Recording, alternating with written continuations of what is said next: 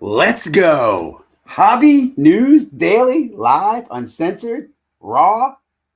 Okay, let me just put out an announcement. I need tutorial on how to use Steam. What's this thing called? StreamYard? Yeah, I need a tutorial on that. But we got a great show for you guys tonight. Thank you very much for those people who stood around and watched me fuddle around with this damn thing tonight. 3 times took me to go live, but I think we got this going now.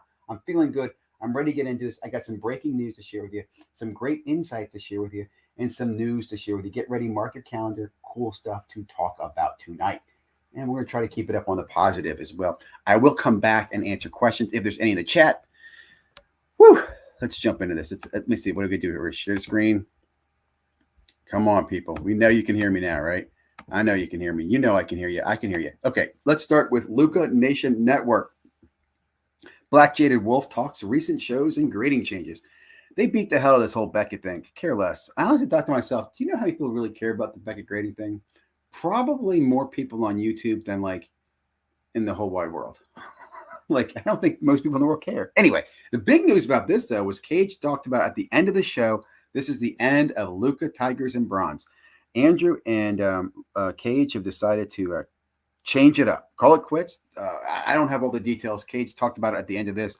I can tell you I did reach out to both of them in DMs. Cage was very forthcoming with answering questions. I'm not going to go share personal stuff or the conversation we had, but it did sound like it's the end there.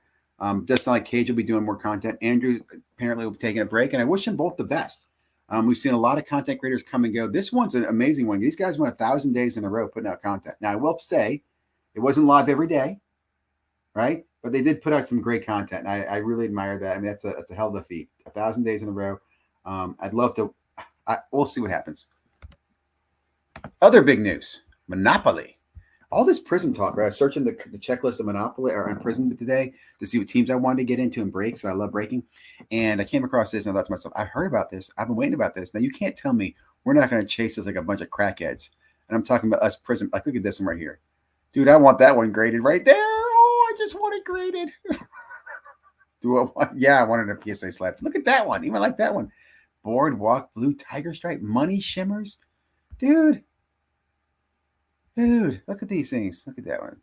Chance.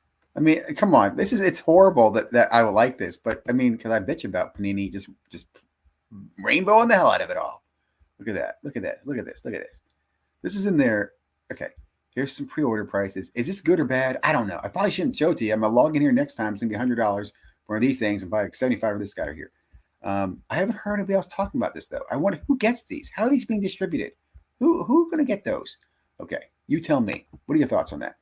National Hockey Day is this Saturday. Didn't know about that because it's not just U.S. and Canada. I mean, normally it's like U.S. does theirs and Canada does theirs. Like Canada does theirs real good, and like U.S. kind of stumbles into Hockey Day. Well, this time, this Saturday, which I believe also is American Tax Day, you can get a pack of cards.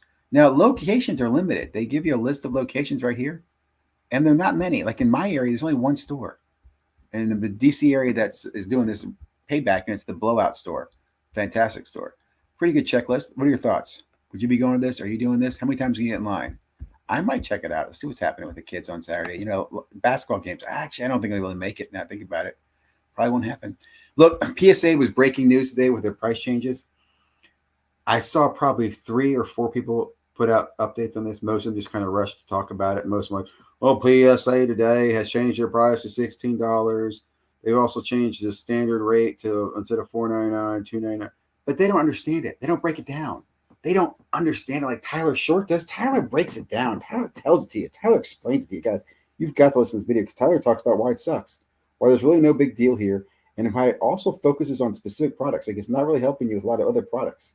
It's interesting they did this. It's more like kind of a just, hey, look at me. I've got some at $16. His comment here was like, you do you. If you're doing grading with Beckett with the PSA, just keep doing your thing, and you get $3 discount on certain cards right now that you weren't getting.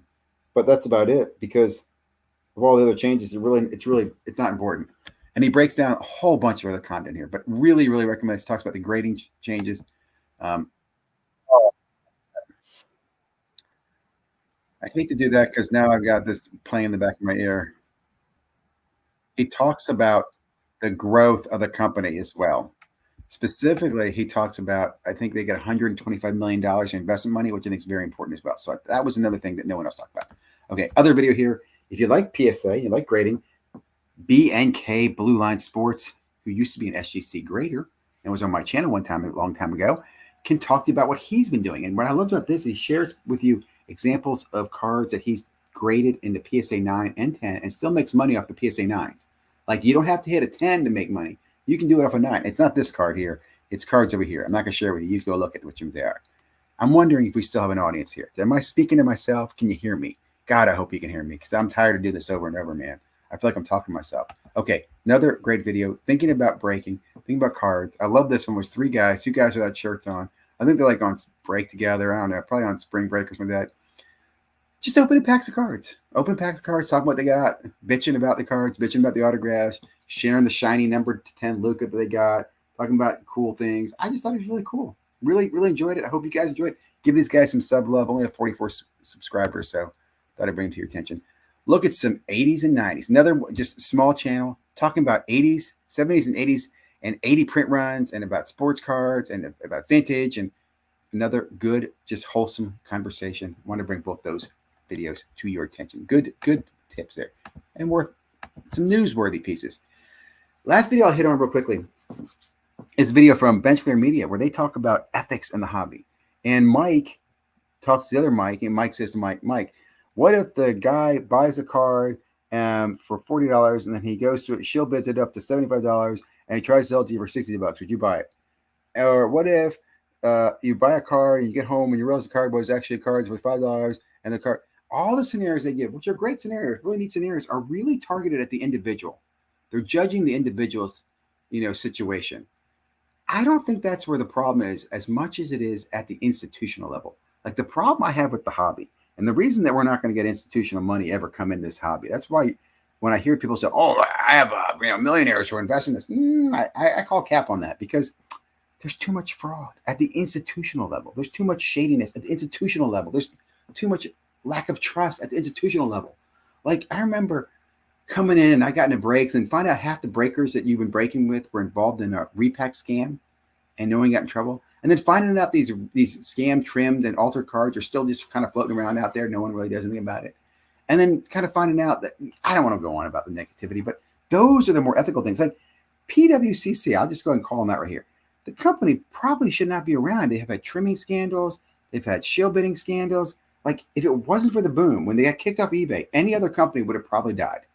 But because of the boom, they were able to propped up, and we've continued to prop them. And what bothers me too is that there's so many people who don't know that, right? Like the hobby memories about that of a goldfish. So the ethical issue is that these companies know that the hobby is very transient, like people come and go, and they know they can kind of feel it's like they really are shearing sheep. Like sheep come in, put them out the window. The sheep either come back with new fur or they just go find new sheep. But the same wolves are doing it. The same pack of wolf packs run around like a bunch of freaking hyenas, shearing sheep. A couple other things I want to share with you. I'll just do this because, hey, Sports Card Radio does this. Here's my ComC account. Here's what I'm buying and selling right now, man. Look at this. Sold these Chronicle Chase cards for 71 cents. Woo, hell yeah. The big ones, actually, these Ronaldo cards. I sold these for $5 a piece. I netted $4.51. I got like, what is that? I don't know. I got like a pack, I think like 20 of them or 50 of them for $50 or something. So I'm doing really well in that return. And that doesn't even include some of the better cards in that. Like I got a graded card, some card I'm grading in that. Young Guns sold that guy. I have no idea if these are good prices or not. Just thought I'd share it with you. I sell cards on ComC. I don't buy cards on ComC. Star Stock, another one. Here I am, just trying to sell. Look at all these. I got over 1,400 cards in this damn vault. I got to get rid of these damn things. Hey, don't come over and look at them. I'm not sharing them with you guys, but I do need to get rid of them. What are you guys doing with your Star Stock account? Can anybody doing bulk buying? There's a lot of these accounts. I showed you the other day. I got my Dibs account out there. I'm still trying to get money out of the Dibs account. In my break tonight, I want to say I had the Lakers in a Prizm box break, and I got a really, really, first of all, I got a Prizm rookie auto for Lakers. You're thinking, that must be good, Mike. This is who I got. I got Cole Swider in the G League. There were some terrible autos. I did not see a single good rookie auto. The best card probably pulled the two cases I saw was Dwayne Wade auto. There was like a Banchero Red Ruby. I did hit a nice rookie in. I had the Pistons in another break, and I did get a nice color rookie in that. I forget who it was. It's not Ivy. I got a base Ivy. I got a couple Suns, some shiny refractors, and they got a LeBron refractor, something like that. So, hey, for what I put in my break, I'm very pleased with. I'm very, very pleased with my break. I'm super excited. What else? What else? What else? I think that's it, guys. I think that's all I want to hit on tonight. I'm going to go ahead and stop here and see. Oh, damn it. Stop the sharing so we're not in that hole. Okay. What's up, Grunt Dad? Looking forward to the breaking news. Did you hear it? Did anybody hear me? Please tell me you could hear me. And I hope the news was interesting. I mean, Luka Tigers and Bronze thing, I think was pretty big breaking news, you know? Evening. Glad to see you live. There should be an ethical roundtable Nationals Guide this year. Hey, so U.S. Sports Cards, you are the gentleman who brought, what was it that I just talked about earlier? The ethical video. You brought that to my attention. There was a roundtable about ethics at the Dallas Card Show with Dr. Beckett. And it's one of my favorites because it really shows you in the room who those people were. And there's some interesting players in that room. Then you look at where we are today. I don't think it'd make a difference. The ethics just aren't there. People just are not ethical. We know who they are. I think they should have to wear like a little E on their chest, like the scarlet letter. But we know who they are. And they know who they are too. I don't know, man. Anyway, I will tell you this. The breaking thing, what I've been doing breaking is really got me. I've been doing some research. I'm talking to some breakers. I'm going to do some interviews with some breakers.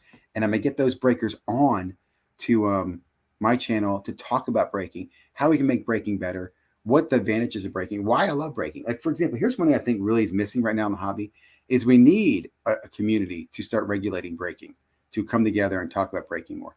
Back 5-10 years ago, there was a breaker culture, which Ty Wilson, who's part of Bench Clear, used to be involved in.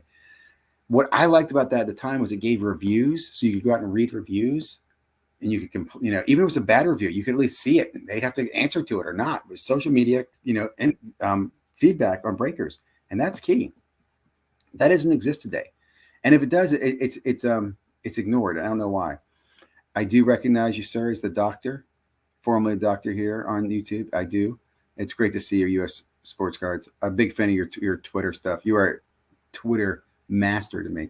Anyway, guys, that's all I'm going to talk about right now. I'm going to drop off. I am super excited about some other stuff coming out this week. We'll be live again tomorrow night, likely. And that's it. That's it. Oh, I know. I actually picked up a bunch of retail boxes at my local card store this week. And I'm going to start ripping those and start giving away cards. I wanted to do it tonight. I'm just not set up, man. My backdrop, I'm just not in a good spot right now to do it. Let's leave it at that. Have a great night. Thank you for being here, guys. Really appreciate it. Like, comment, subscribe, all that stuff or whatever, Peace be with you all.